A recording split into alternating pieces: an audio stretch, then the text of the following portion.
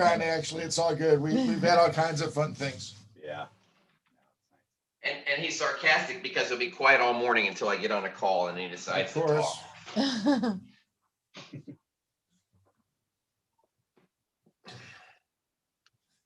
We're good. Great. Good morning, everybody. Welcome to the green room. Yeah, listen, it's going to be a great green room this week, too. We got our special guest, Ron Watson, who I'm going to introduce in a second.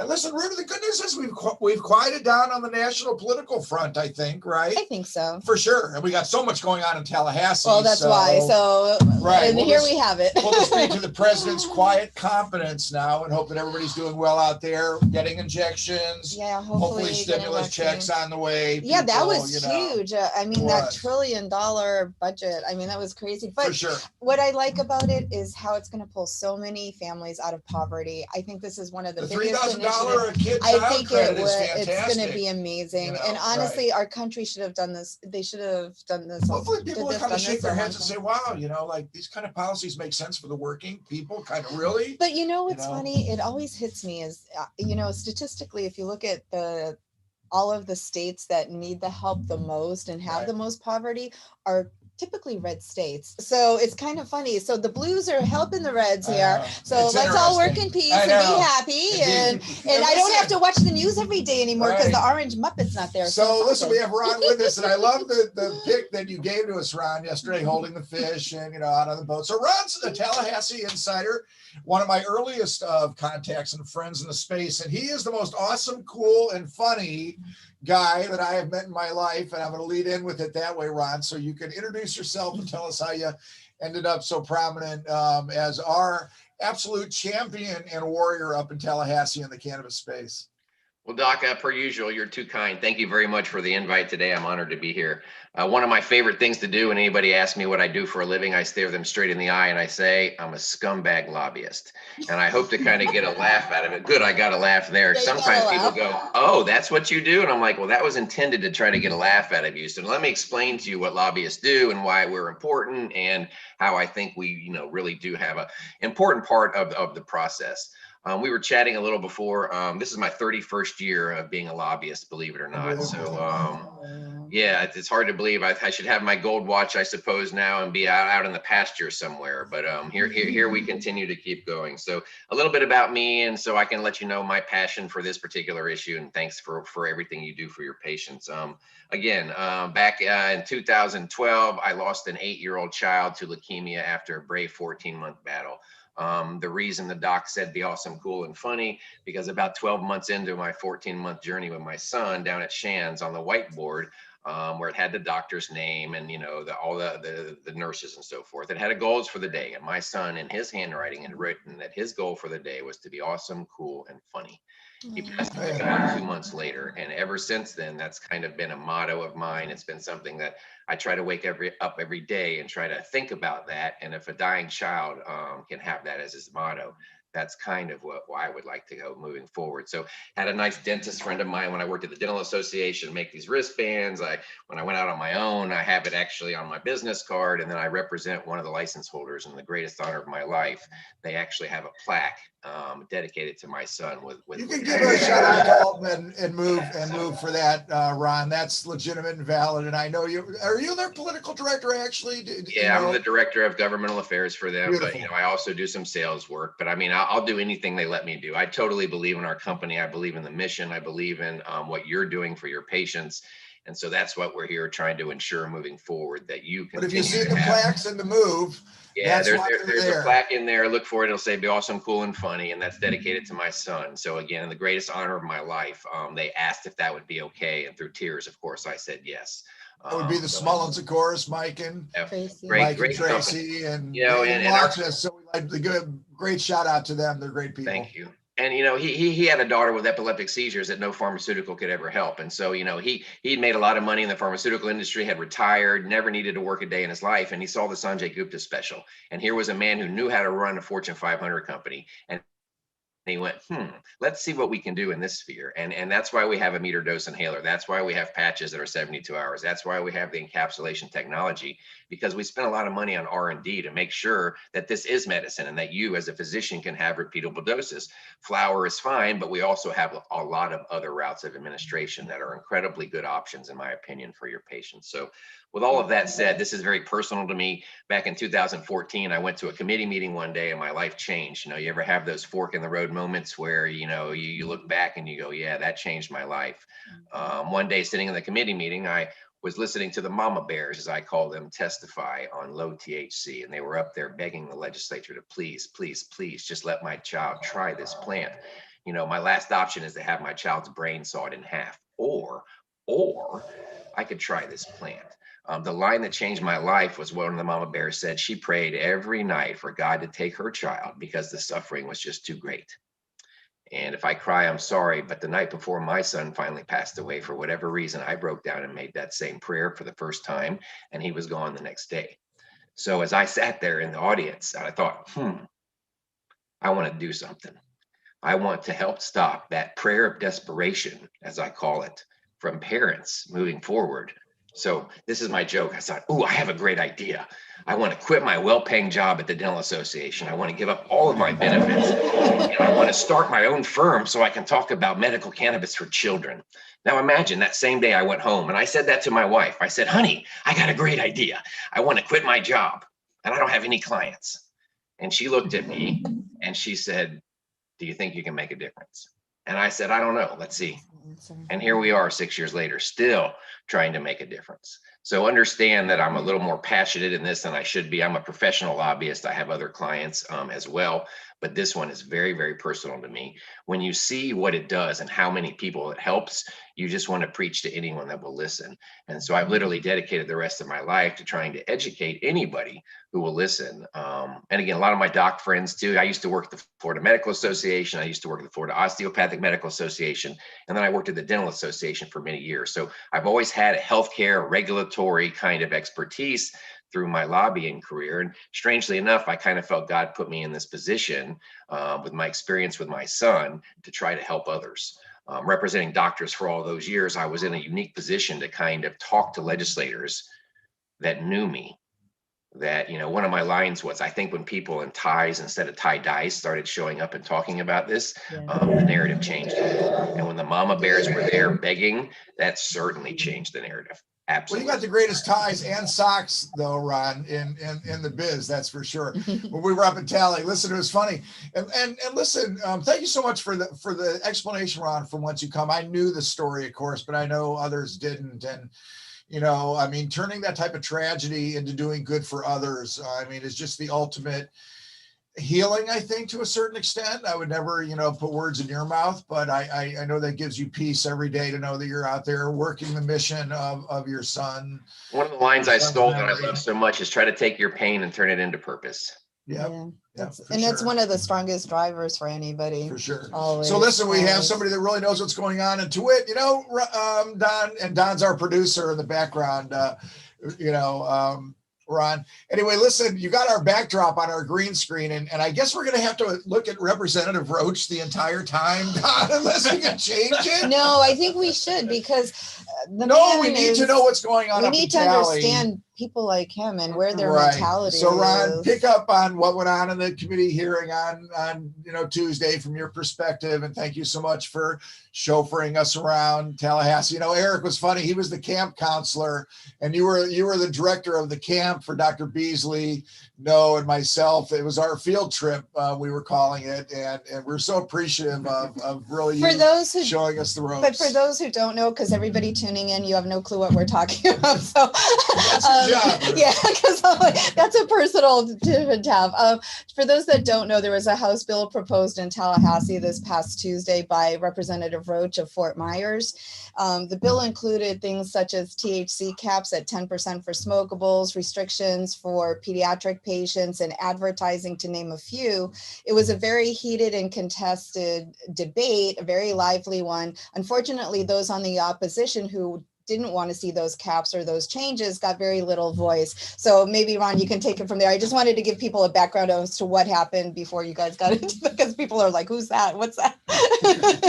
All right, so I think it'll help if we have a little perspective as how we got to where we are, right? So we passed the low THC law, and then the First Amendment died, and then we ended up getting right to try, which was allow terminal patients to have full strength, not just low THC. All of these things were done begrudgingly by the legislature, knowing full well that there was another constitutional amendment coming. So the first one failed, but it was put enough pressure on them to do what I think they thought was just enough to maybe make the issue go away, right? So as we progress through the system, you have to understand they have not been willing partners. Matter of fact, they do not believe that this is medicine, and they believe most likely that it is a ruse to recreational. So these are some pretty deep ingrained feelings with these individuals that have some power now. So this has been going on ever since basically they were forced to do this. So after the constitutional amendment passed, remember the implementing bill took a while to do. And when they finally implemented it, they did not allow smoking of flower. Remember, we couldn't even really sell flower unless it was in a sealed proof cup because it had to be for vaping. So let's go back, Ron, to actually capsules and suppositories were the only original route in the bill. Remember, not even vaping, right?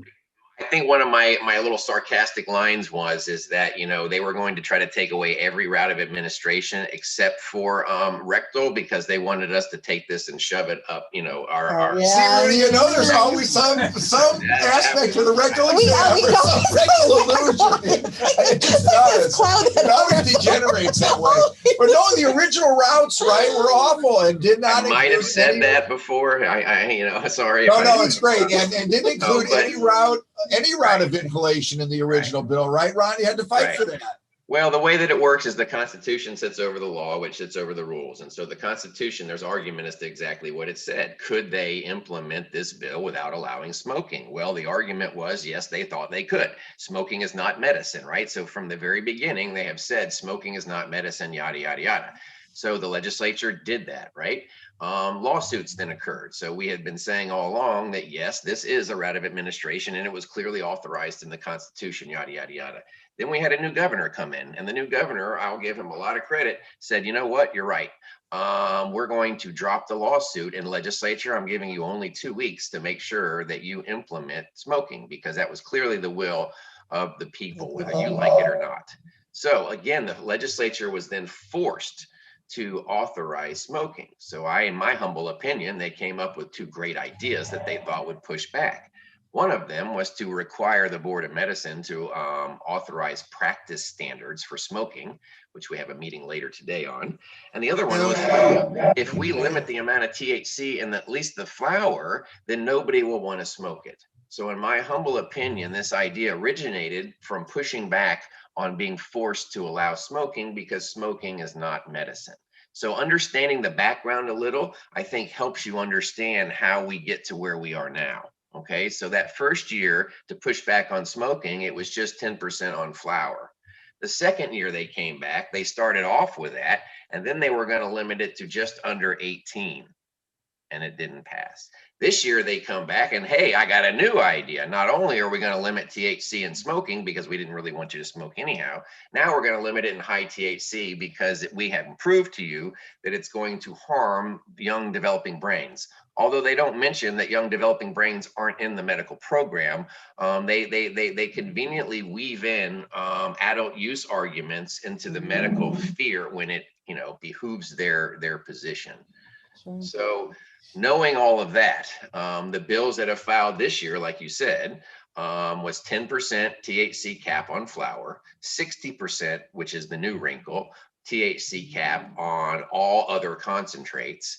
But then over and above that, what makes it even more criminal, in my opinion, is that then over and above that, they were going to cap the total amount of THC that you could have in any given 35-day period at 15,000 milligrams.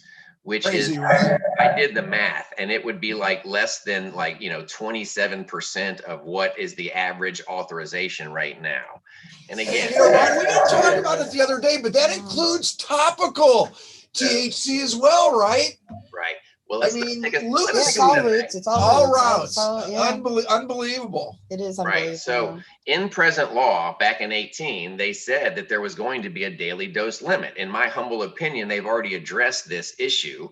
It actually went to the Department of Health. They had an all-day, got off along a rulemaking negotiating committee. Thankfully, I took notes, and thankfully, I never threw any of this away You because and I back in were two of the only people on that meeting listening Yeah. to it, Ron, as I remember, right?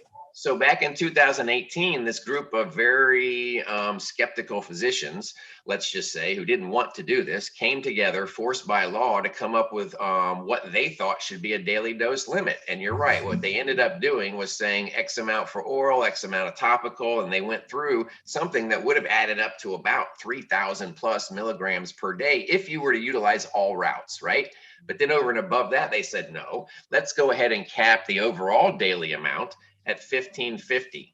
So if you do the math of 1550 times 35 days, this very restrictive committee making their suggestions would have suggested about 55,000 milligrams for that same 35-day period versus the 15,000 that he capped it off at. And let's remember, that was before flour was even added. So over and above that, now we have 2.5 ounces of flour, which would have in theory been on top of those THC recommendations.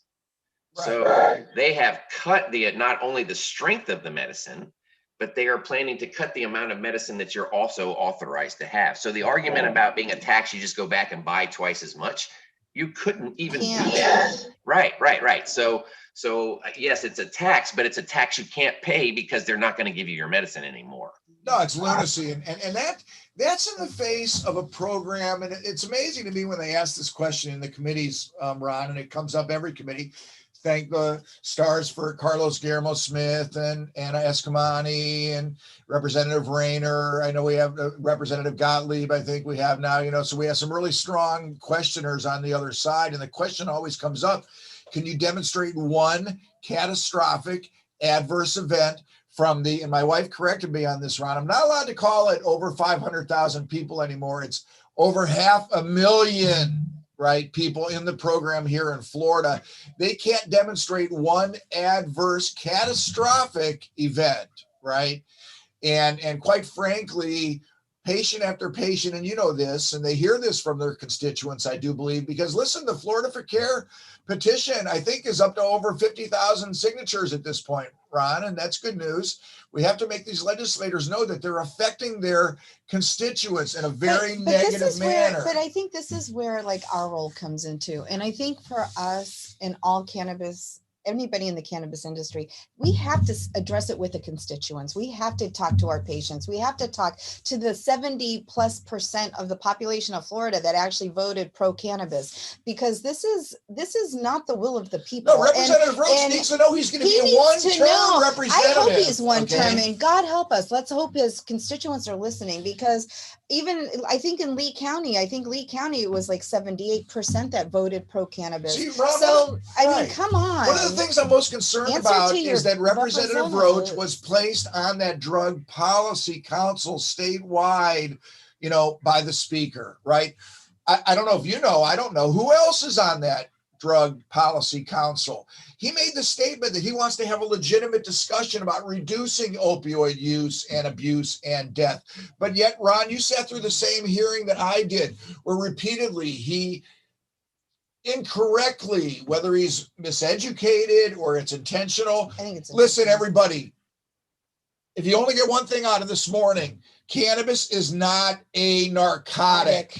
He continued to refer to it as a Schedule 1 narcotic. Yeah. It is Schedule 1, but it's not a narcotic. It's a mild hallucinogenic substance, okay? It's a plant substance. It's never killed anybody. It doesn't operate on the same system that the opiates do, okay? And Ron, the insulting thing about the 30 seconds, and, listen, thank God you prepped us for it. My suit didn't get the time it deserved, quite frankly. Very nice. You were styling that day, by the way. Yeah, you were looking very sharp. So well done. But the point is, legitimately, what you said, Ron, okay, when you opened the show, these representatives need to hear that story, okay? My 2 minutes was going to consist of comparing Dr. Berry to Dr. And much Bertha. yeah. So Dr. Bertha Madras, as you know, has had their attention. Alex Berenson has had their attention. They get their full hour. Okay. We hope we get it, Ron, and I know you're working on it, and you know I'll be there when we're invited up.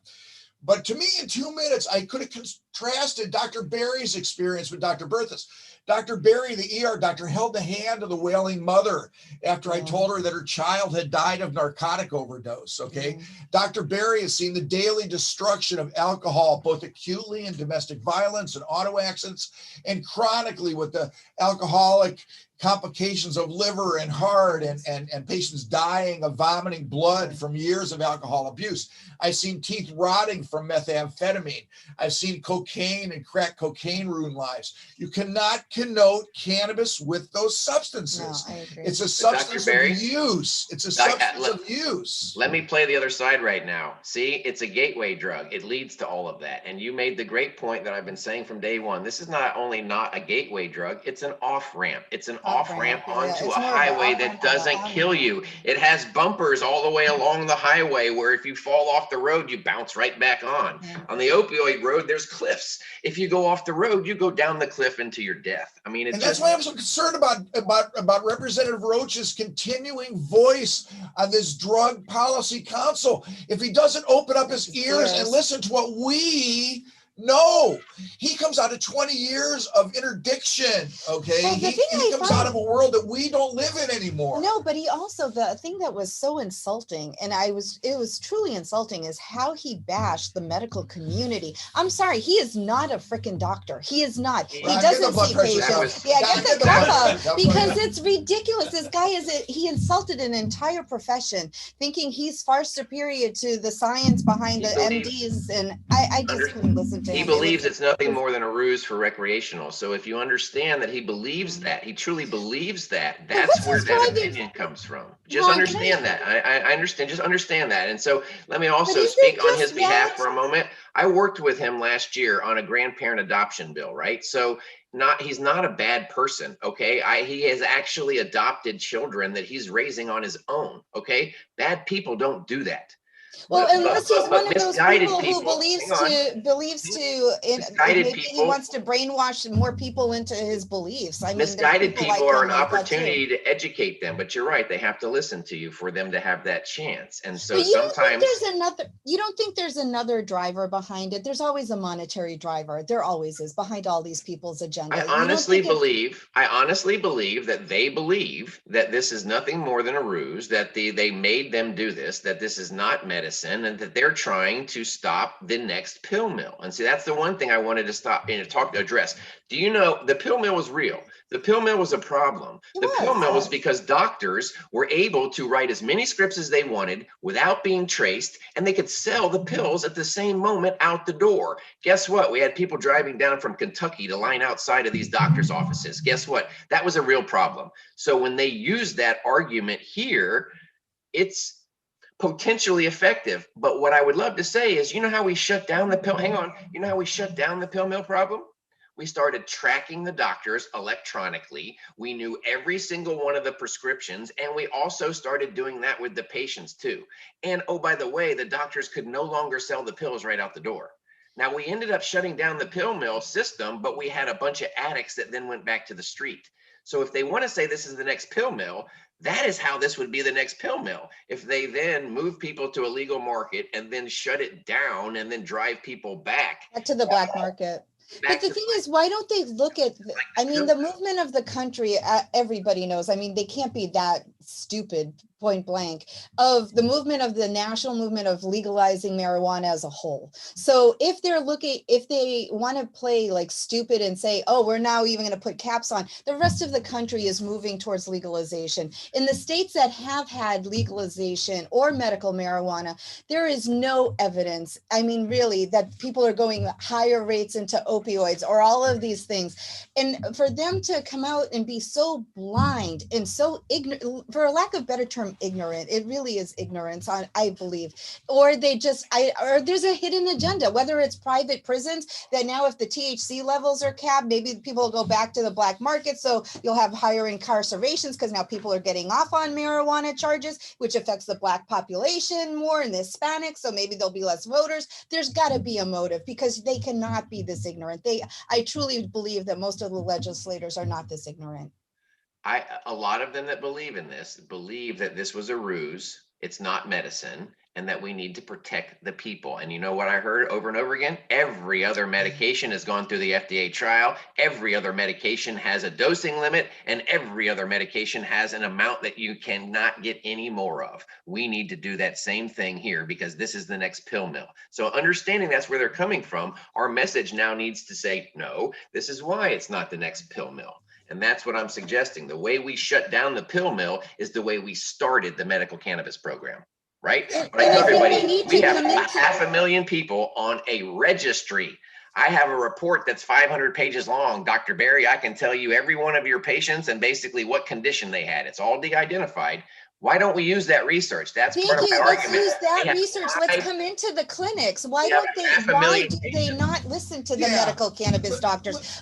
Just again, if you're a reasonable human being, Ryan, and you are, and you speak with these people, don't you think as a reasoning human being that you would want to hear the side that actually is the treating side from the patient perspective and to hear the physicians? Even if you yourself personally believe that this is a horrible plant, you think it's not a medicine, don't you think you should listen to the other side? At least give them beyond 30 seconds of your time. I think it's a disgrace. I think it's a disgrace to physicians. It's a disgrace to the 500,000 patients. At least hear the other side and give them their fair time to be heard. Yes. And they're not. Absolutely. And again, let me start by thanking the 3 doctors. We found out about this on a Friday at 4:30, right? They got notice over the weekend that this bill was going to be up Tuesday morning. They stopped their world. They had their patients covered, and on their own dime, they came all the way to Tallahassee under a pandemic situation where we had very restrictive ability. We couldn't even meet with legislators in the village. We had to get online. We had to print out a thing. We got to go through the metal detectors. Then they make us go to the one room, and we can't even go and talk to them very much, right? They did all of that because they believe in this so much, and we're granted 30 seconds. So yes, that is incredibly frustrating. It was a 2-hour meeting, but you know, we made a lot of points through some amendments and some questions and some debate that the Democrats did an incredible job on that committee, pointing out the fallacy of their argument. And let me just say, and I'm not going to say any names, I know how this process works. You're expected to do certain things. If a bill gets on the agenda and it's supported by leadership, it's going to pass, right? And so I can tell you that there were some Republicans on that committee that did not want to do what they did, right? And so my goal is to keep finding those people and to keep encouraging them to go to the people who make these decisions and say, stop doing this. What can our viewers do, Ron, to add, you know, a little bit of pressure and you know, what's the best way to affect, you know, change right now from, you know, as a patient or, you know, it's funny, term limits are starting to help us, my friend, right? So every 8 years they have to leave and either go for another office or whatever. So I'll just say this new freshman class of House members coming in, I'm hoping is where the chain breaks. If not, maybe even their class ahead of them. That's what I'm shooting for. Because if we can now get the leadership to say, wait a minute, you know, the people have spoken, let's move on. You know, even if they have the mentality of, quote, we lost the war, let's move on. You know, let's not go back and refight the war again because you think you lost. And that's a little bit of what we're doing here. And in all fairness, they are pushing back on adult use, but they're trying to abuse the medical program by doing it. I mean, that's the simple reality of where we are. One of my other favorite things to do is, you know, wars are started all the time by differences of religious beliefs, right? So when you believe in something so strong, right, it's almost a religious belief for you, right? And so what I tell everybody, one of my jokes is, how does the conversation end when I say, you know what, your religion is stupid. Your religion makes no sense to me. that doesn't end very well, does it? So the beliefs behind I truly believe they believe this is not medicine. You don't smoke medicine. These people just want to get high and the doctors are getting rich. So it's easy to discard everything else we're saying if you hold the belief that it's not medicine, that it's a ruse for adult use, and that we need to protect them from themselves. Yeah, Go no, ahead. No, because for me, like my biggest thing is, I don't know. I did run for an office, and I'm sorry, you don't represent your personal beliefs. You don't represent yourself. You represent the people who you're representing the people. You're representing the people that put you in office. It shouldn't be your personal belief. And if that's his personal belief, so be it. May he practice that on his own. But you don't have a right to speak for everybody in Fort Myers or everybody in Sarasota, whatever county you're from. You do not have that right. You do not have that personal belief. You should represent the people who voted, and you should represent what they want. And if the population of Florida, as a general rule, most counties overwhelmingly wanted cannabis, and now you have a personal belief of somebody or a few people. I'm sorry, that's not why you were elected. My point is, when the personal belief, and I hope Representative Roach is watching right now, your personal beliefs are going to kill people. Your personal beliefs are going to make people suffer. Your personal beliefs are going to make the cancer patient, okay, the MS patient, the pediatric patient, okay. Epileptic. Let the doctors do what the doctors do. I'm sorry you don't trust doctors, okay, because the opioid crisis. Ron, I want to remind you that it took them 12 years in Florida to put together that drug monitoring system, okay? They twiddled their thumbs down here, and there weren't just people driving from Kentucky. There were people getting on airplanes at the Akron-Canton airport, flying for $45 down to Fort Lauderdale, getting off the plane, going to 4 clinics, and getting on the 730 to fly back, okay, to the Akron-Canton airport, splitting the 800 Percocets they got that day with the guy that paid for the flights, okay? And I took care of those patients dying in my ER 10 miles away from that airport, okay? Believe me when I tell you. I do. So I wish they would have given us a little bit of time so that they could see where my passion bubbles from. And I want to I want to end on the positive. You know where the other side of my passion bubbles from, Ron? It's the same as yours. You've seen the results on the other side. Dr. Bertha has not seen my patients in my clinic every day want to now hug me, elbow bump as it is, okay, and thanking me for what I do. So I'm 2021 doctor, Representative Roach. I'm going to continue to be 2021 doctor. I'm going to teach about safety. I'm going to teach about the appropriate use of cannabis, right?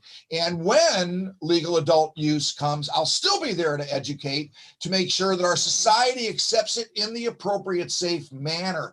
That's what I want, is the discussion in 2021, Representative Roach. Well, I respect your beliefs, okay? But please come see what's going on in modern medical cannabis and cannabis in general in 2020. And let me remind you, the wonderful thing about our democratic republic here in Florida is there's 2 chambers of the legislature and there's a governor, and this idea has to be approved by all of the above. So there's a war and there's individual battles, right? Sometimes individual battles, they have 10 times the fight, the soldiers that you do. That's what happened yesterday, right? They were stacked against us. But understand, we have other fronts as well, and we are continuing to fight on all fronts. So please, I'll encourage everyone out there, call your legislator, talk to your House member, talk to your senator. Please let them know. Tell them you're a patient. Share your story with them. Tell them how it's changed your life. Tell them how you now go out and try to help your family do this as well. It's not a gateway drug. It's an off-ramp. This will save people's lives. Doc, I can't thank you enough for what you all do every day. Greatly appreciate you. And thanks for your time this morning. I know you got to get out there and slay them. Listen, there's a Browns coach, Marty Schottenheimer, just passed away in the last month. He had a famous line that every Cleveland will remember. There's a gleam, men, right? So always keep in light that shining light at the top. We know you're up there fighting for us hard. Keep us posted on what's going on, and we'll stay in touch. And one final thing. I want everyone today to have an awesome, cool, and funny day. Oh, great. That's can't end on a better note. Stay safe and healthy, everyone next week, and we'll post some phone numbers for everyone to call for your legislators. And thank you again, Ron. Take care, guys. Appreciate you, Doc.